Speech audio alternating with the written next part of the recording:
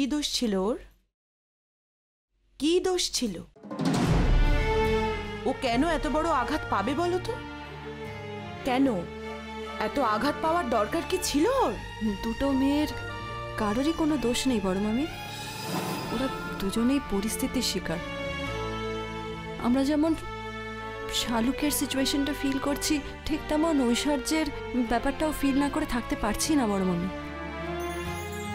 ঐশ্বর্য যে এত ভালো মেয়ে, এত বড় একটা শহরে থাকা মেয়ে যে এত সরল আর এত ভালো হতে পারে, আমরা সেটা কোনোদিনও ভাবতে পারিনি। হ্যাঁ গো রাঙাদি, সত্যি তাই। জেম্মা জেম্মা জানো তো, আমাকে বৌদি ভাই ওর বাপের বাড়ি থেকে আনা দুটো শাড়ি দিয়েছে, আর কি সুন্দর একটা দোল দিয়েছে। হবে না কেন? হ্যাঁ, কত ভালো বংশের মেয়ে, ওর বাপের কত পয়সা। তোমায় কেউ কিছু দিলে সে তোমার কাছে খুব ভালো হয়ে যায়, তাই না? শালুকে নেই তাই দিতে পারেনি। শালুকে থাকলে যে তোমায় দিত না সেটা জানলে কি করে? আর যদি শালুক কিছু দিত তাহলে শালুকও তোমার কাছে খুব ভালো হয়ে যেত, তাই না পুপে? না না জেম্মা, এ বাবা তা কেন? শুধু দেওয়ার জন্য নয়, আসলে মানুষের সঙ্গে কথা বলেও তো বোঝা যায়, তাই না? ও সত্যি গো খুব ভালো জেম্মা, আমার বৌদি ভাই তো একদম বেস্ট। মা ওই তো এসে গেছে। ও মা, আরে কোথায় ছিলে তুমি?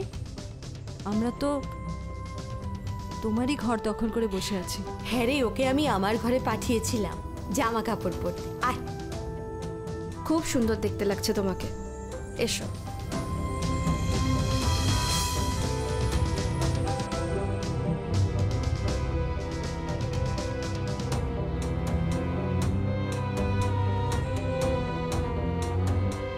মা,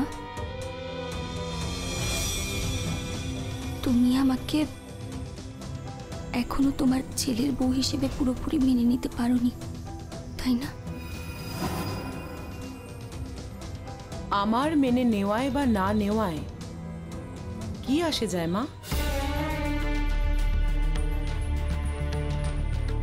যা ঘটার তা তো ঘটেই গেছে।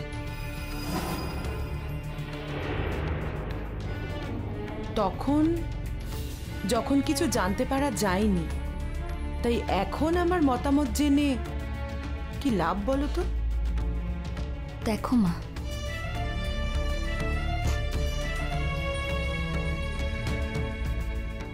আমরাও যখন সবকিছু প্রথম জানতে পেরেছিলাম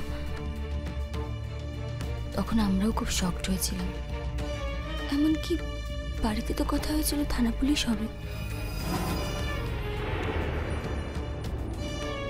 কিন্তু মা আমি তোমার ছেলেকে খুব ভালোবাসি,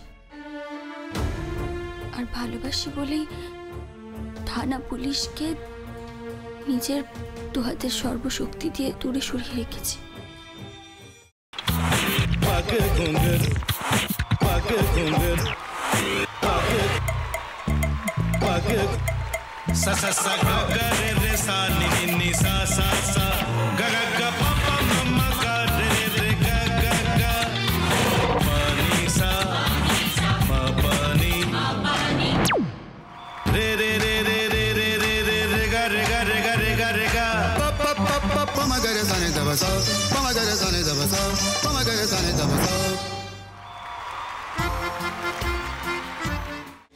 ভাতের সঙ্গেই খায়।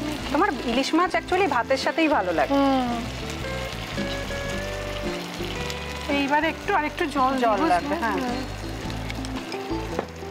সর্ষে বাটা দিলে তো। তুমি বাজার করেছো কখনো? বাজার করেছি কখনো না, বাজারটা আমিই করি। কোথায় বাজার করো?